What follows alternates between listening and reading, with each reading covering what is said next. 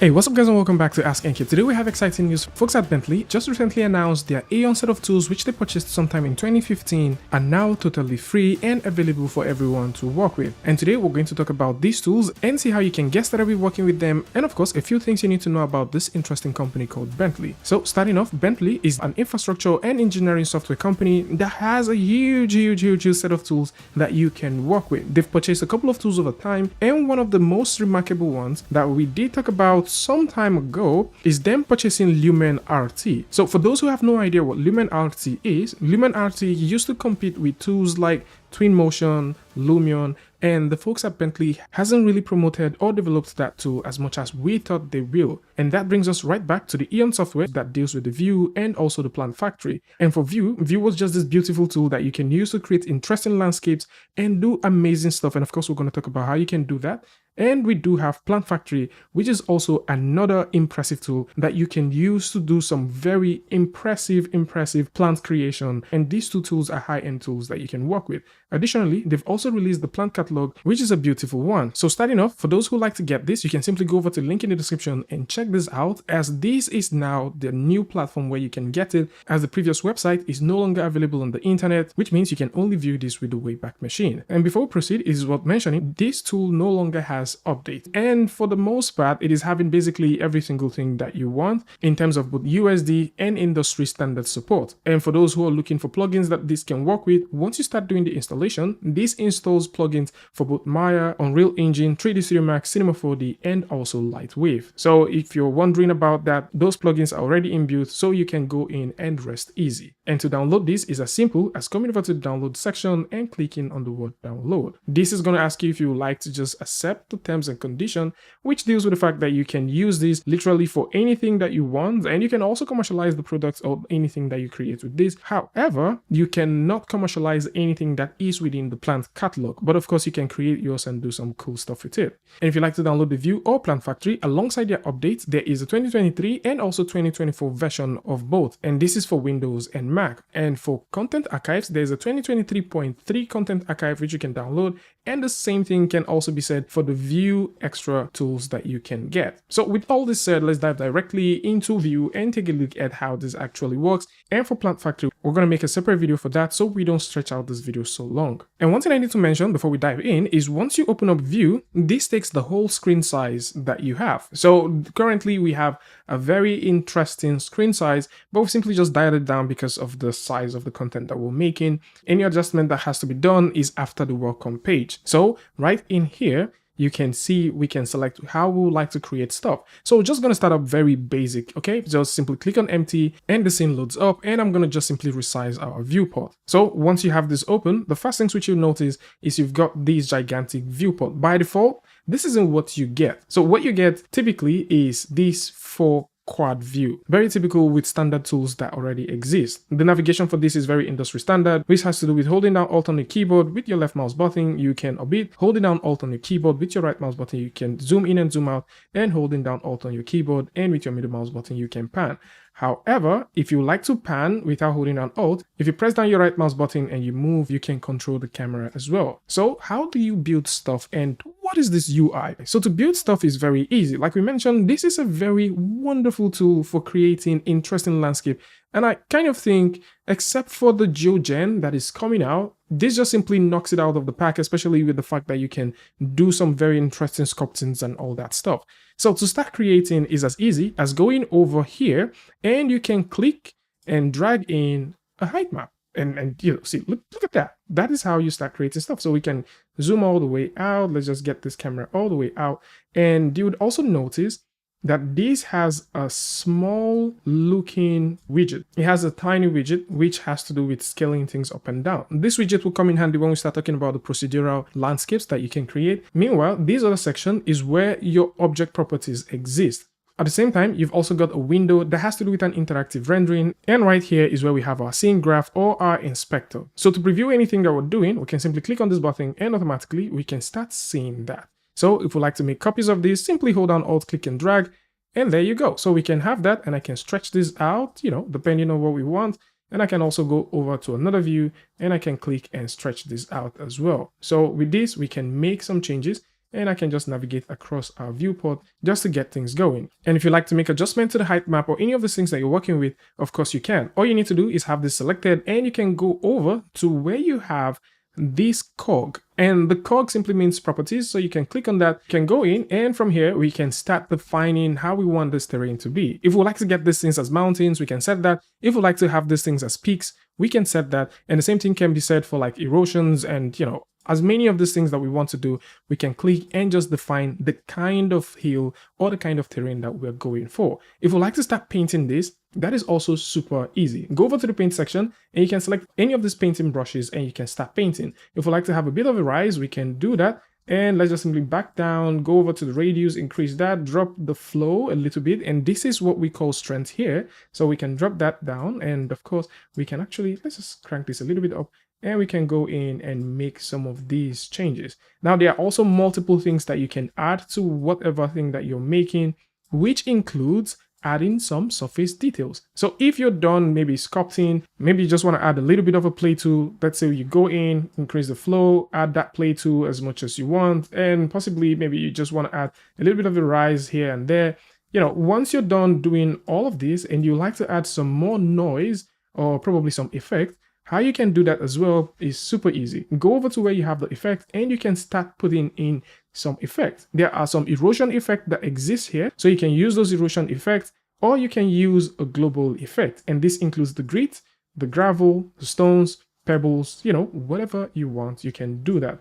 At the same time, you've also got like this rock hardness, and you can also use that to control how things are placed. In terms of peaks, you can also click and add peaks to this. And if you click and hold, the peaks just simply applies automatically. For any of the things that you have here, if you proceed to right click, you can have access to the properties and you can make adjustments to these properties how you want. So in this case, if we're comfortable with what we have here, we can simply go in here and click on OK. So I'm just going to make sure that we have this within the viewport. And once you click on OK, automatically, you've just made changes to your model. And most of you guys might also be wondering, what are these things here? Because you notice that you get to see it on every viewport.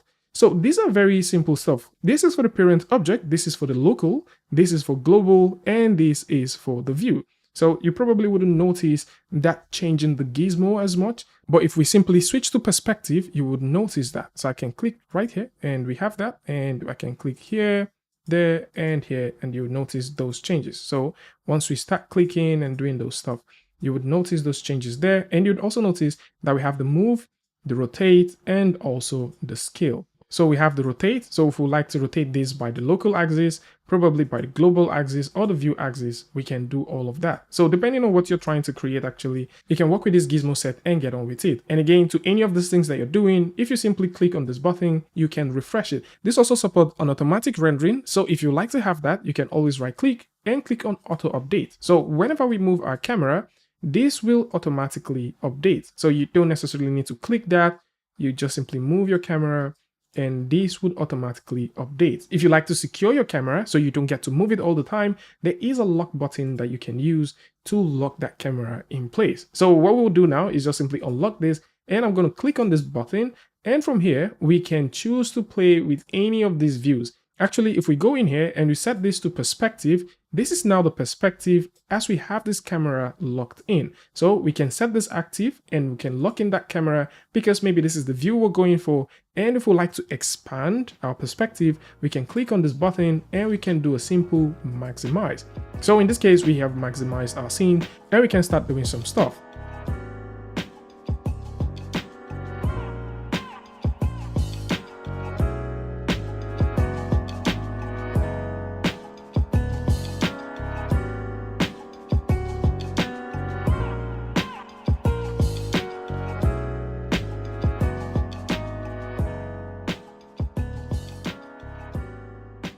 If you like to add water to your scene, you can click and hold, and you'll notice that you've got different parameters or different types of waters that you can throw in. I'm just simply going to go for the default one, which is going to be this huge ocean. So we can have that, and you can start noticing that we're having that rendering going on this side. Other things that we can do from here includes adding vegetations, throwing a couple of leaves. Probably you want to throw in some clouds. Yes, you can. So we can click on this button as well, And I'm just going to drag this into our scene, and we can start defining the kind of cloud that we want. Say you would like to get the cloud opacity drop down, you want to increase the density, play with the coverage, whatever you want, you can make these changes here. You can also play with the direction of how you want things to be, probably add some velocity if this is what you're into. And once you click and let that go, you notice that we have a new object here, which now controls the cloud within our scene. Let's simply go ahead and drag this out a little bit more so that we can see what we're dealing with. And of course, if you like to add a few vegetations, yes, you can. So because this is fully tied with the plant tool, you can click on this button and this is going to launch a new plant. So we can drag in that plant, tap F on the keyboard, and we can zoom right into that plant if we want to have it. But this isn't how we want to place plant. Actually, if you're looking for more plants, you can right click and this is going to present you with a catalog of plants from Plant Factory and also some legacy plants. So if we would like to throw in trees, we can simply select all these trees and we can use them. However, placing these things one after the other isn't what we want to do, as we like to simply paint vegetation. And to paint vegetation is very, very easy. All you need to do is go over here where you have the paint, click, this is going to launch an Echo Painter. We can go over to the Echo Painter, which is what we have right here, and we can decide what we want to paint. So we don't have anything here, and to add items, we can simply click on Add Items, and we can click on Add Plant. So these are the plants that we'd like to have. I can go in and have them selected, click on OK, and say we would like them to be static meshes. Of course, if you like them to be animated meshes, procedural meshes, you can choose to do that. I'm just simply going to make sure that we have them in here, and we can load up all of this. So just like we have with Twinmotion and all the other stuff that we've talked about and that has to do with painting, we can go in and paint this vegetation however we choose. There's also a global setting for the paintbrush. So if you like to increase or reduce the radius, you can of course go in and do all of that. And like we mentioned, once we start making changes, you would notice that they automatically update because we have our real-time renderer simply doing the hard work for us. If you like to clean up any of these ones, you can simply click on the erase brush, just like you have with the vegetation tool in Unreal Engine, and you can clean this up as well. And once you're done painting, you can of course launch a new ecosystem. So if you like to work with multiple ecosystems, you can have that. This also comes with some presets. So probably you don't want to spend so much time setting up these things yourself. You can use the presets that already exist and go in and make these painting decisions for yourself. And contrary to popular belief, this actually handles huge polygons very, very well. So if you're trying to set up something like that, you can simply go in and do all of these things by hand. Another thing which I think should be super useful is painting things like pebbles. Say for example, we would like to paint a couple of pebbles in our scene, and what we can do is similar to what we've just done. All we need to do is click on the Add Item section, go over to where we have the rocks, select the rocks we would like to paint in. Say for example, we would like to paint in this, holding down Ctrl, we can click and select multiple ones. We can proceed to just simply click on this button to apply them. So once we have that, we can go ahead and paint these pebbles however we choose. There's also multiple ecosystem tools that you can also go in and paint, and all of these are currently available for you to explore and start creating amazing looking landscapes. And if there's any Echo Painter you like to reuse, you can also click on the save button to save this. There's a couple of presets and parameters that you can always explore, and this is for those who would like to paint their ecosystem by hand and get things going. And for the plant content, if you'd like to have more, the folks at Bentley has also released a plant catalog. So you can of course click on this plus button and locate the file section where you have the catalog, and you can add this in case you want to have varieties of plants that you can spread within your scene. And if you like to play with other tools that exist here, of course you can. First off, we're just going to go in and we're going to do a hard click and drag, and we're going to get a procedural terrain because, I kind of think that we should add one more. So I'm just going to move these over to this point, and we would use the widget and simply change it. Okay, so that looks really, really nice. We can just drag that down, and we can make another copy by holding down Alt on the keyboard, and we can switch transforms with the standard tools, which is the Q, W, E, and R. So we're just going to use that to do a simple rotation. So once we have that, I can also go ahead and bring this down and position this right where I think it should live. Okay, so once we have this going, we can go ahead and play with planetary bodies. So I can click right here and we can load in a new planet. If we scroll down, you'll notice we have a planet right there, and I can move these into position. So this is currently the moon. So if we would like to have this within our scene, let's refresh that and see. So if we like to have this within our scene, Yes, we can. So we can throw in the moon there if this is what we want. If we like to change this to probably Venus or something else, we can of course go ahead and do that, and automatically that would also be reflected there. There's a couple of object parameters that you can use to change and position how this thing is, and you can play with the phasing to get the most out of it. Now, one thing which we haven't mentioned is textures. So if you want to texture anything, let's actually start off with this one.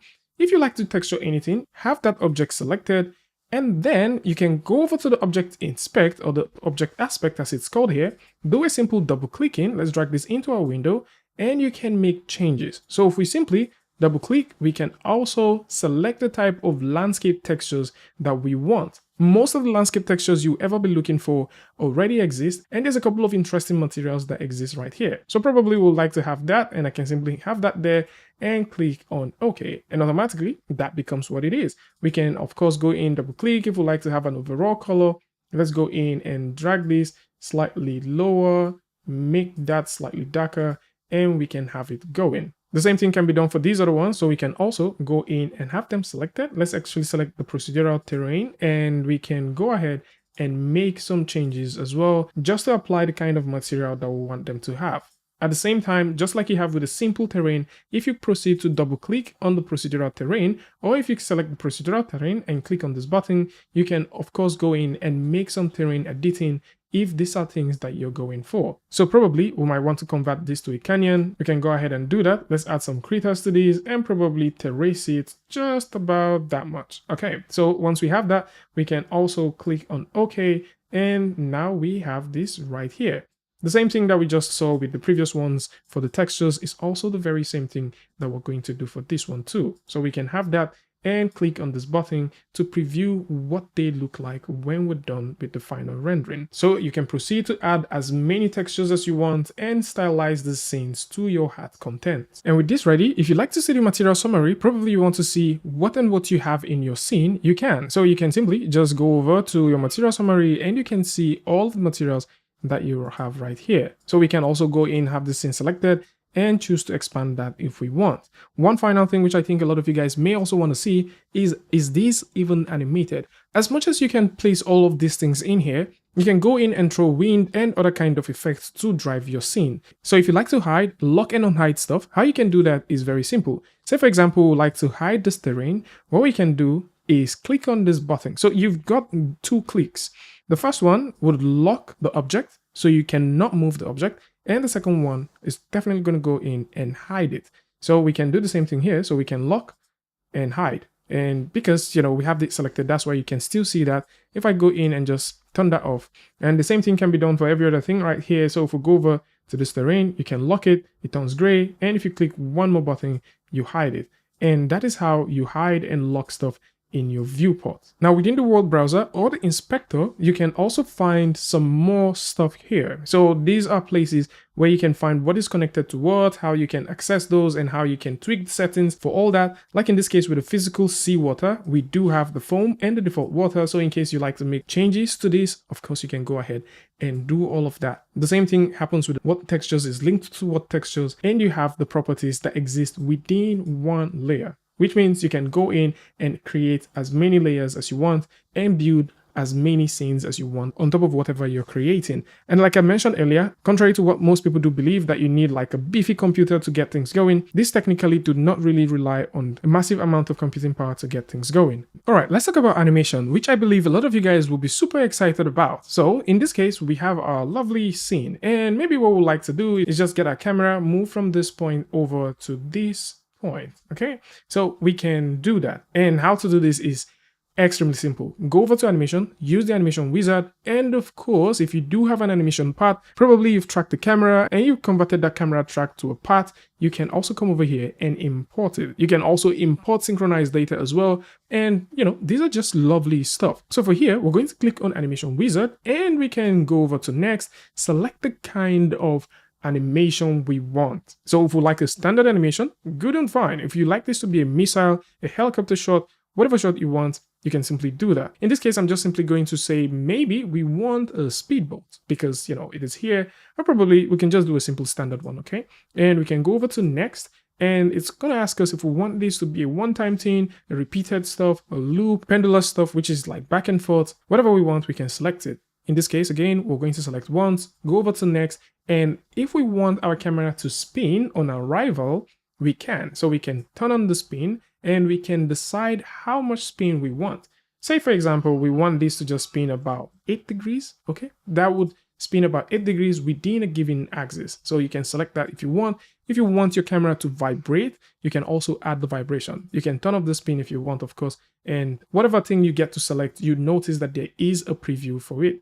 So once we have that going, we're not going to select any of this because that isn't what we want. We can click on next, and here is where we define our camera movement. So we can see where our camera is right here. And if we like a movement or a path to be created, we can click and then click. And that is how easy it is. Now, in some cases, you would also notice that you've got this tiny bend happening there. So what you can do with that is literally simple. Go in here and use the edit, okay? So we can use the edit to edit that, and we can move these over to a point like so. And this is how we can set it up. And once you're ready, probably you want to insert multiple points, you can go in and insert that. You want to delete points, you can do that. But once you're ready, you can click on next. And right here, you can select the duration of your movement. For this one, we're just simply going to set 10 seconds because I think that's fair enough. And we can click on next. And with that, we have our shot. Now, if you're not comfortable with the speed or any of those things, you can always go back. Say, for example, we can go back as well. And I can drag this slightly closer. Let's undo that. Let's use the delete tool to delete that small stuff that we just added. Right here, we can use the edit, and I can just say, maybe we want this to move from this point, then maybe to this point, and also to this point as well.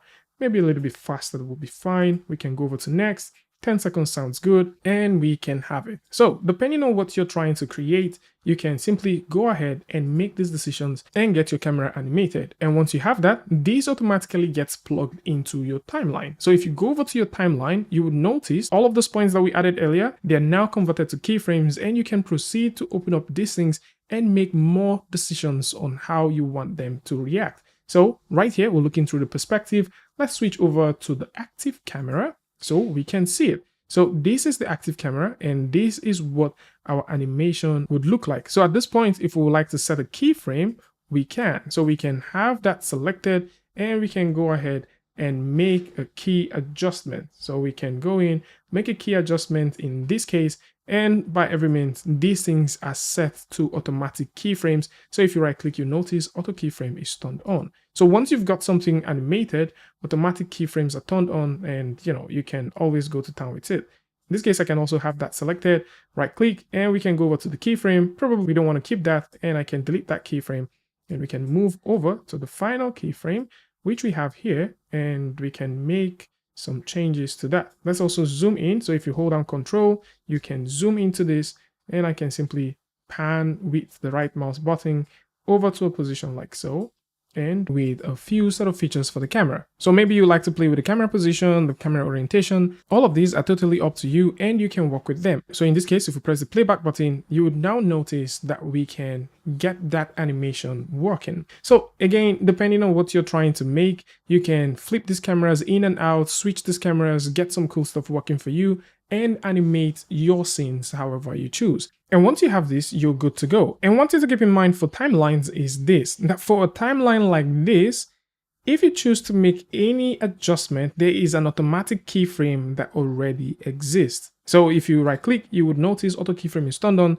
and this is something you can turn off if you don't want to create unnecessary keyframes as you move your camera. So I'm just simply going to go ahead and have that selected, right click, go over to keyframe, and we can delete that keyframe. So if you don't want to have automatic keyframing all the time, turn this off, and you can go in and keyframe these things however you choose when you want to keyframe it. So in this case, we can go over to a position like so, move this slightly upwards, right click, and we can go over to keyframe and add a keyframe for that. And once you're ready to render, how you can render is very simple. So you can go over to the render section. Actually, you would notice that we've got two different kinds of rendering, the MPR, and we also got the render. So we can right click and we can come over here and define the kind of render we want. So if you like this to just be a simple render, probably a final render, an ultra render, a superior render, broadcast render, you can set that render how you choose. This is where you get to define the aspect ratio of what you're trying to make. And for our case, we would like to do a simple 1920 by 1080. Let's actually go ahead and find that. That should be a 16 by 9. And this is what we want. As much as I know, you can render images. I've actually not found a setting that allows you render videos. Actually, most of the times, you probably would have to send this off to another destination and get the rendering happening. And, you know, it is one of those things. And speaking about renders, it is also worth mentioning that we've got cycles rendering here. So we've got both the cycles rendering and also the simple path tracer rendering, which is also amazing. So in this case, we can go over to the edit section of the path tracer and edit the path tracer however we want. Again, this is depending on what you're trying to create. And in this case, once we're ready to go, we can simply click on the render button. And this is going to initialize a render. Currently, this is outside my screen, but then it will initialize a render and we can use that to see what the final rendering result would look like. For multiple renders and, you know, stuff like that, I'll definitely suggest that you export this and use this in other DCC apps, as they will probably give you more flexibilities on dealing with animation and rendering the final shot. There's one final thing which I think you guys may also want to know, and that has to do with exporting. So you can export your entire scene as both FBX, Alembic, and also USD. This is a 2024 tool, which is definitely future-proof for a very long time. Of course, updates may not be coming to this after this particular release. Probably patches and all that might be the only thing coming to this tool, but for the most part, if you're looking at exporting this, probably you want to use it for ZBrush, or probably you want to use it as an Alembic file, then you can go ahead and see these things for yourself and export them to the desired file type that you want. So this is it. Vue is now here, and a huge shout out to the folks at Bentley for making this one available. Of course, we're going to make another video where we're going to talk about the incredible Plant Factory tool, which they've also announced with this. And for those who would like to see it and probably follow us through a full walkthrough, then links to that would also be in the description of this video, and of course vice versa. Tell me what you guys think about this one in the comment section, and of course if you like this video or you need something from this, you can go ahead and give a like and don't forget to share with a friend. And I'll see you guys in the next one. Peace.